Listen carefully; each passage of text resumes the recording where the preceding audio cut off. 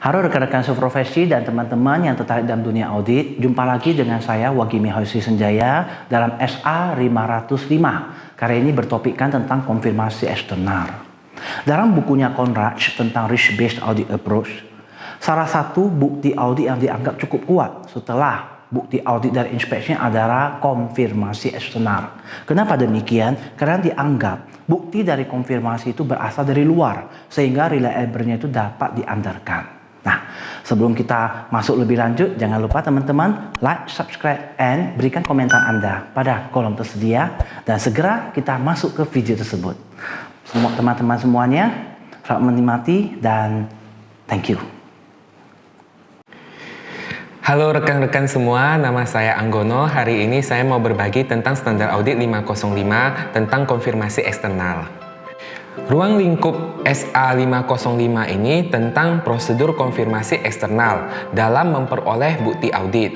SA ini efektif pada 1 Januari 2014 untuk entitas selain emiten dan 1 Januari 2013 untuk emiten.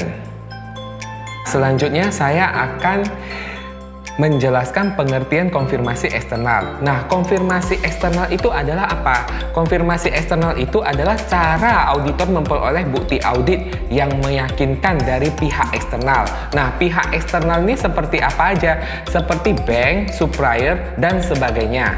Nah, tujuan kita melakukan konfirmasi eksternal itu adalah untuk memperoleh bukti audit yang cukup dalam menyatakan opini audit.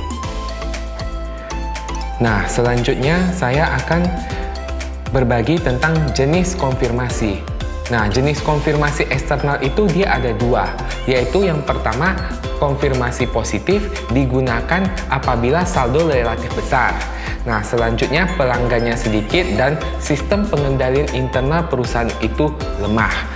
Nah, jenis yang kedua adalah konfirmasi negatif. Nah, konfirmasi negatif itu digunakan jika saldo relatif kecil, pelanggan banyak, dan sistem pengendalian internal perusahaan kuat.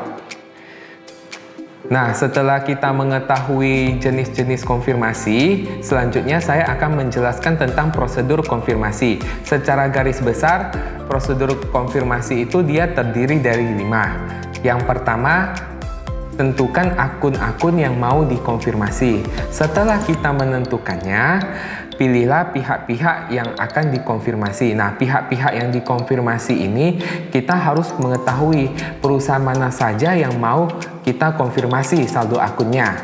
Nah, kemudian kita harus mendesain draft konfirmasi itu untuk dikirimkan kepada pihak-pihak eksternal yang mau dikonfirmasi.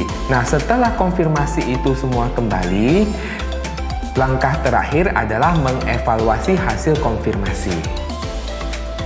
Nah, setelah saya menjelaskan prosedur konfirmasi eksternal secara garis besar, maka saya selanjutnya akan menjelaskan tentang langkah-langkah konfirmasi eksternal secara terinci. Nah, saya akan meringkas langkah-langkah konfirmasi eksternal ini. Nah, ini dapat dilihat pada layar berikut ini. Nah, yang pertama, jika perusahaan setuju melakukan konfirmasi, maka auditor itu setelah mendapatkan hasil konfirmasi, dia harus mengevaluasi hasil konfirmasi tersebut. Nah, bagaimana ketika terjadi konfirmasi pertama yang kita lakukan ke pihak eksternal itu tidak kembali? Nah, kita kirim lagi konfirmasi kedua sampai konfirmasi ketiga jika tidak kembali. Jika memang sampai konfirmasi ketiga dia tidak kembali, maka auditor harus melakukan prosedur alternatif dalam menguji saldo akun yang tertera di laporan keuangan yang diaudit. Nah, jika perusahaan tidak mau dilakukan konfirmasi, auditor harus mendokumentasi alasan mengapa perusahaan tidak mau melakukan konfirmasi. Nah, jika memang dia tidak mau melakukan konfirmasi, maka auditor harus melakukan prosedur alternatif. Nah, setelah saya menjelaskan langkah-langkah konfirmasi eksternal secara terinci, selanjutnya saya akan memberitahukan kepada rekan-rekan akun-akun yang sering dikonfirmasi. Pertama, yaitu piutang, hutang, modal, dan bank. Nah, tujuan dilakukan konfirmasi ini supaya untuk memastikan bahwa saldo yang tertera di laporan keuangan itu sudah representatif dan disajikan secara wajar. Nah, selanjutnya adalah konfirmasi hukum. Nah, konfirmasi hukum ini dilakukan untuk apa? Nah, untuk memastikan perusahaan yang diaudit itu tidak terlibat perkara hukum yang dapat mengganggu kelangsungan usaha dari perusahaan. Nah, yang terakhir, akun-akun yang lain yang dianggap perlu untuk dilakukan konfirmasi. Nah, itu tergantung dari judgement dari auditor. Nah, selanjutnya saya akan menjelaskan tentang ukuran sampel konfirmasi. Nah, ukuran sampel konfirmasi ini untuk auditor pemula, dia perlu berdiskusi dengan auditor senior atau manajer audit dalam menentukan ukuran sampel konfirmasi. Nah, ini ada beberapa pertimbangan ya dalam menentukan ukuran sampel konfirmasi. Yang pertama, materialitas. Yang kedua, inherent risk dari suatu perusahaan. Yang ketiga, control risk dari suatu perusahaan. Yang keempat, luas prosedur substantif yang akan dilakukan. Dan yang kelima, jenis konfirmasi yang dilakukan. Nah, pada umumnya, konfirmasi negatif itu lebih membutuhkan sampel yang lebih besar. Setelah saya menjelaskan ukuran sampel konfirmasi, materi terakhir yang saya bawakan itu adalah form konfirmasi.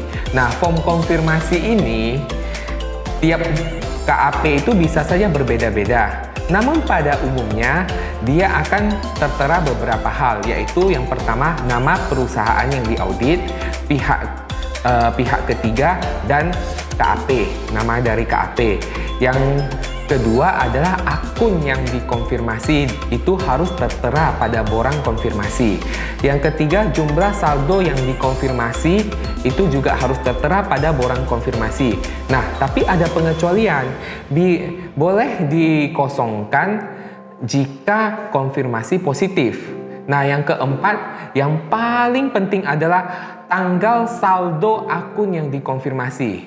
Nah, ini tidak boleh lupa. Kenapa? Kalau misalnya auditor lupa menterakan tanggal saldo konfirmasi akun, maka pihak eksternal itu akan bingung tanggal berapa yang mau dikonfirmasi, saldonya itu di tanggal berapa.